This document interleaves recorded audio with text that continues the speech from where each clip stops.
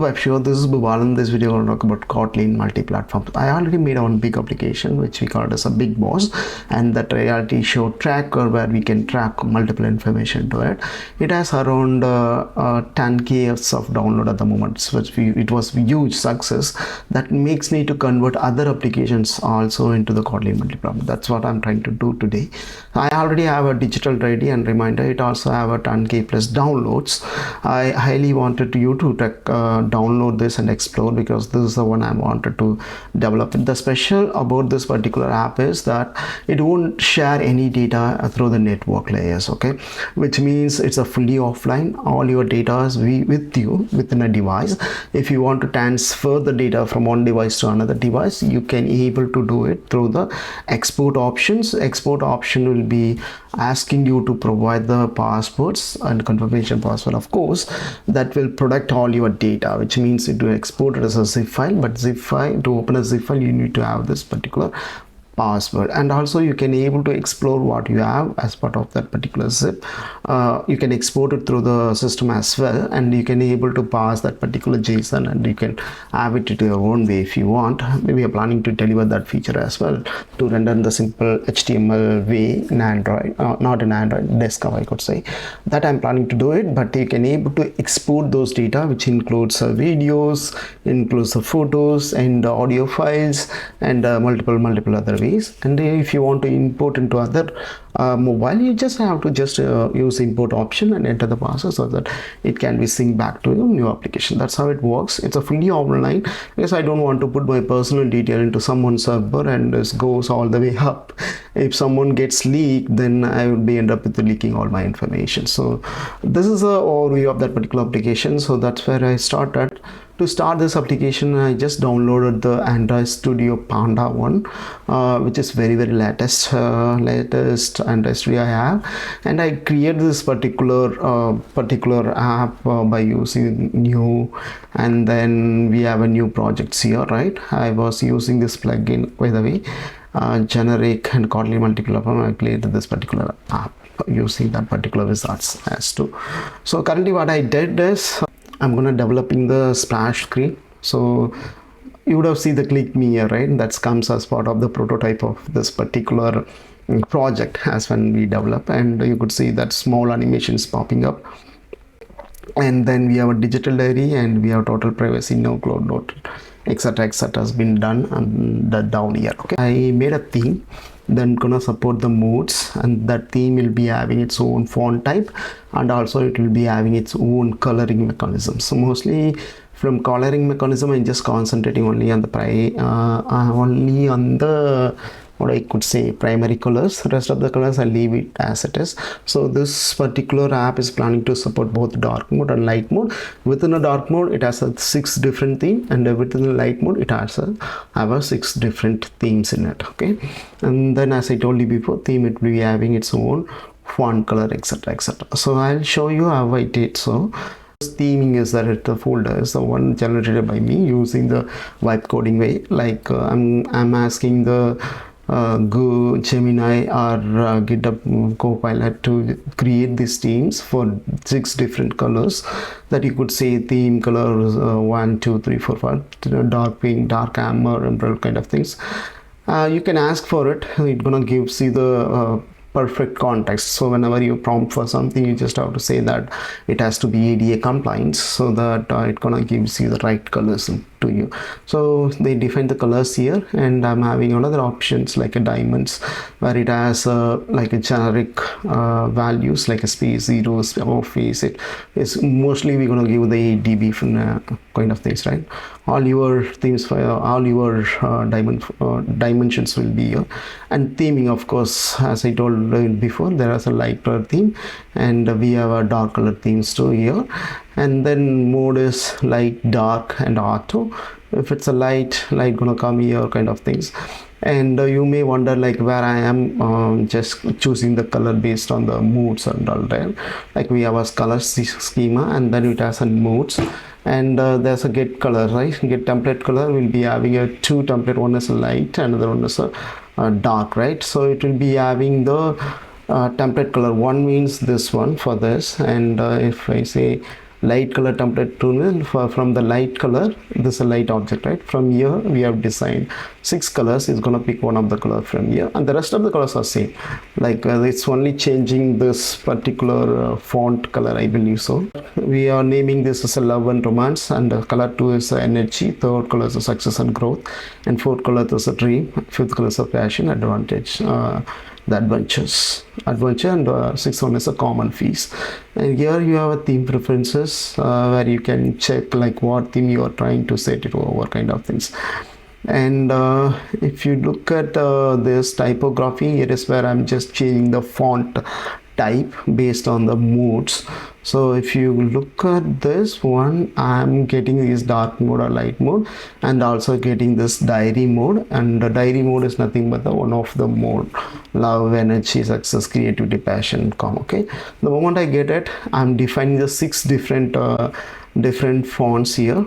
For passion, I just using the pop regular, like okay, you want to know how I put my font as, you just go here, Compose resources, and that you have to create a font, and you can download these fonts. You can ask for the Gemini itself, like what font I can use it for different moods. It's gonna suggest few things. We have a fonts, Google fonts. You just go and download those one which one you likes most, and have it here like a passion. I just wanted to have the font of pop in regular. Pop in regular is where, yeah, here you go. So pop in regular, this is what I'm putting it for a passion, and weight is normal, medium, semi bold, and bold. So each will be having its own font type. So medium regular would be like this, small semi bold is like this, kind of things. Likewise, you just have to find 6 different font things and put it here.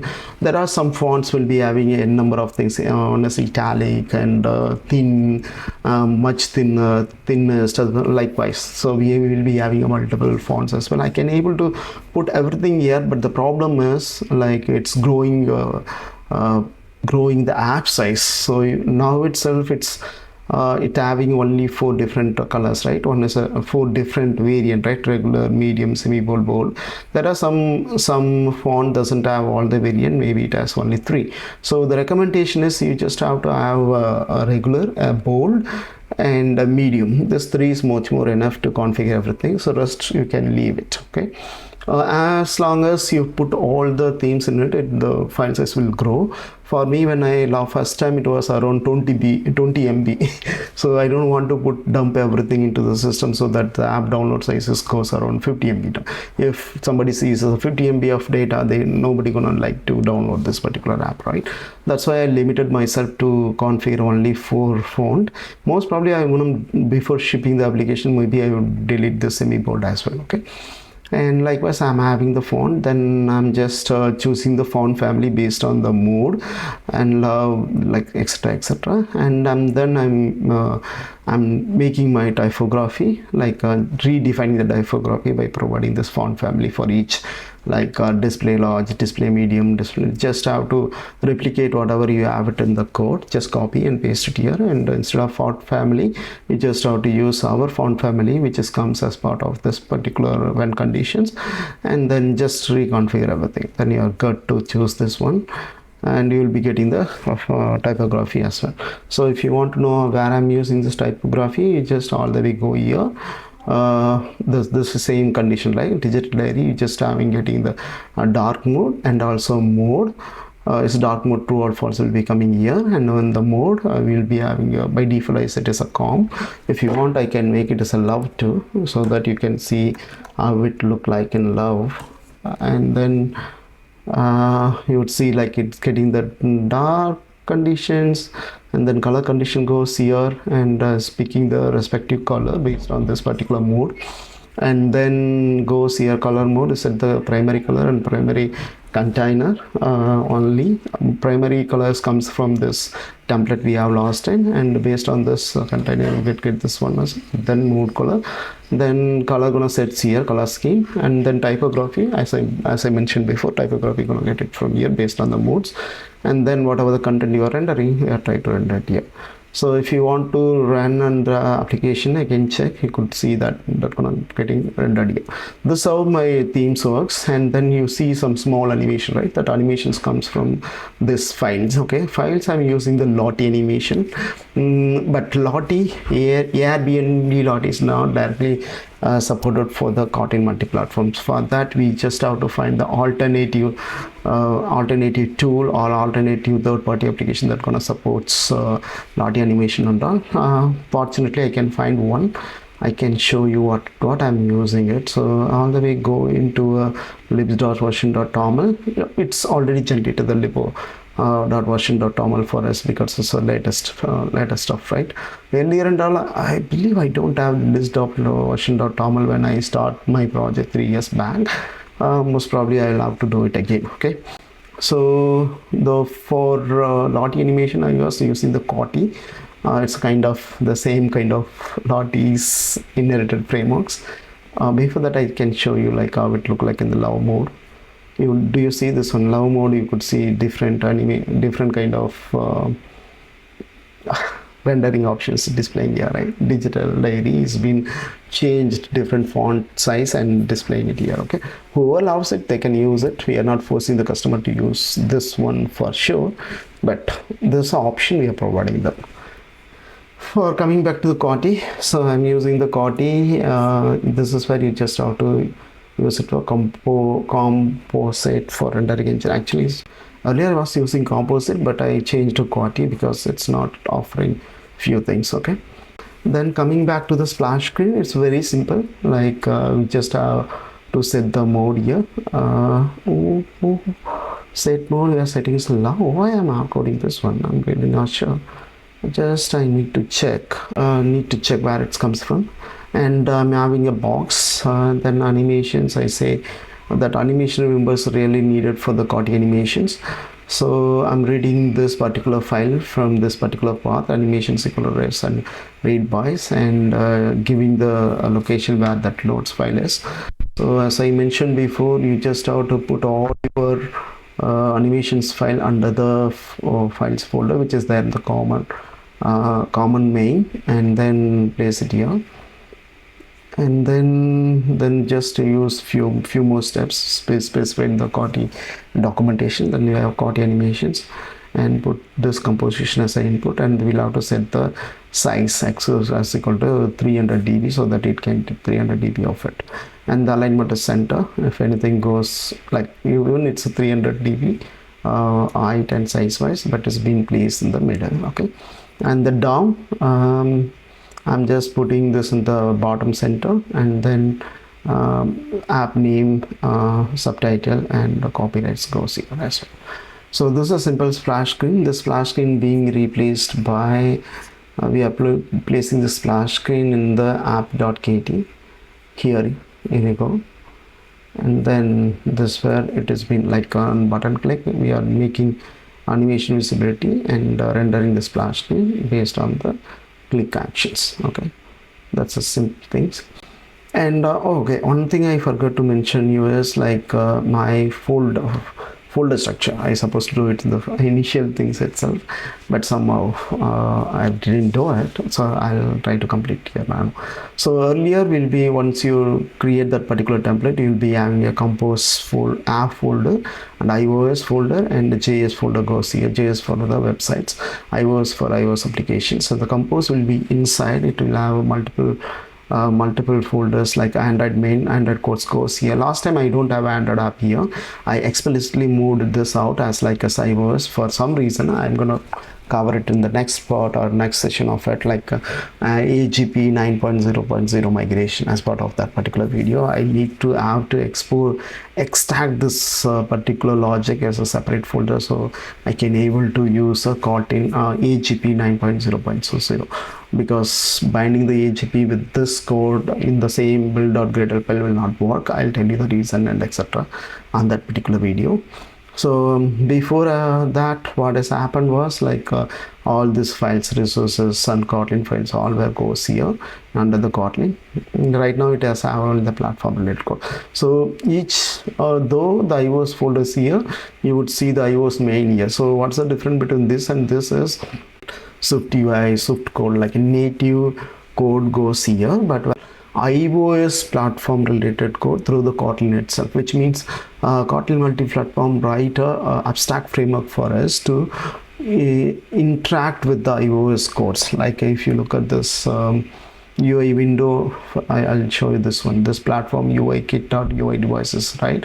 This is native code, but they're exposing this abstract layer for us to access this particular thing. So if you want to access iOS platform, like current device name and device version, you can able to do it. So okay, like this, you get to know when, as and when we develop this application, we are more often going to access the Swift code, Swift framework or Objective-C framework through this particular Kotlin itself. Okay, this is a Kotlin code, but it's directly interacting with your Swift code. That way you can understand it. Next one is a JVM. This JS is made for or we say like web applications, and this JVM is made for like a Java virtual machine, so you can able to create a desktop application using the JVM main.